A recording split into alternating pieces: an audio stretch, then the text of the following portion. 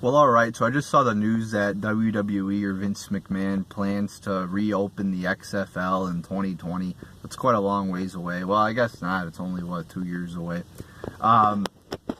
But, first reaction to this, it's going to fail. It's going to be the same thing as it was 20 years ago.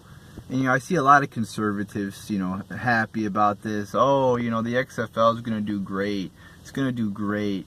Because nobody likes the NFL anymore. Well, that's not true. I mean, the NFL still has a huge fucking following.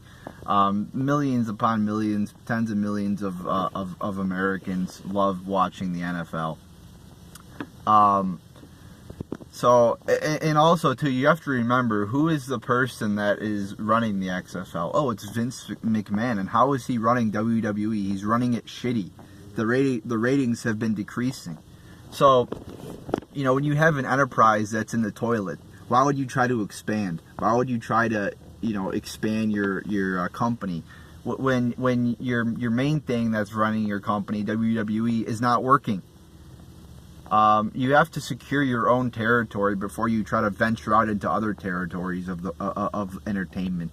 If your mainstay WWE is failing, it's going downhill. The ratings are going down. You should try to fix that before you try to create other things in the entertainment world. But in WWE, with wrestling, there's one monolith, and that's WWE. It's really a monopoly. I mean, yeah, you got some other independent organizations. I mean, but those are very, very tiny. TNA is, I don't even know what the fuck's going on with them, but they, for the last couple of years, they've been in the toilets as well. I know you got Ring of Honor and Global Force Wrestling, but those are just so minute compared to WWE. So WWE is really the only televised wrestling promotion. With the XFL, it's really the opposite. I mean, you already have a monolith, which is the NFL. The XFL is going to be like Ring of Honor. It's going to be like, Global TNA. And I don't think it's going to work. Because look at TNA. TNA didn't work. So I really don't see a lot of people that are going to watch this XFL.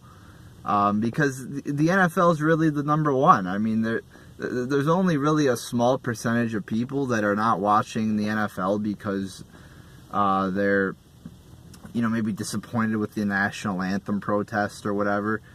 And that's not going to be enough people to make the XFL successful. It's not like there's going to be a ton of people who are going to be like, well, I'm not going to watch the NFL, but I'm going to watch the XFL. That's probably not going to happen. And for the people that watch WWE, I don't think they're going to tune into the XFL in big numbers because, like, for myself, I find it hard to even watch 3 hours of Raw every week, and the pay-per-views. So who the fuck's going to tune into the XFL? That's even more shit to watch every week. I mean, WWE viewers are already overwhelmed with the amount of content they have to watch every week to keep up with the storylines. So they're not going to additionally watch the XFL probably. At least I'm not.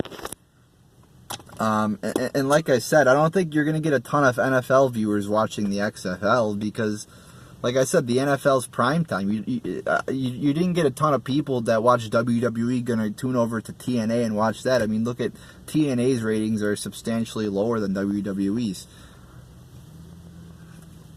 People pick one company and they watch it. They pick one brand and they watch it because most people don't have time to tune into all this shit. And like most people have lives, they have things to do.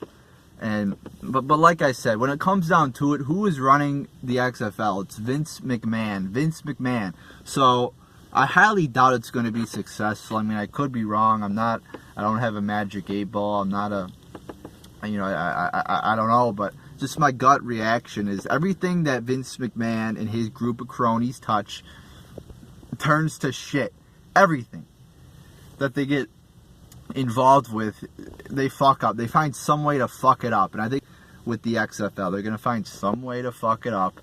And like I said, it's totally different from WWE's landscape, where WWE has a monopoly on the wrestling business. NFL has a monopoly on the NFL, on football. I mean, look at arena football. That didn't work. You know, nobody watches. I don't know one person who watch. You know, you go to Buffalo Wild Wings. Are you going to see arena football games on? No, you're not. Same thing with the XFL. People, you know, they take a lot of time to watch the NFL. They're 3-hour, 4-hour games. I don't think people are going to additionally watch, you know, another NFL, another football promotion.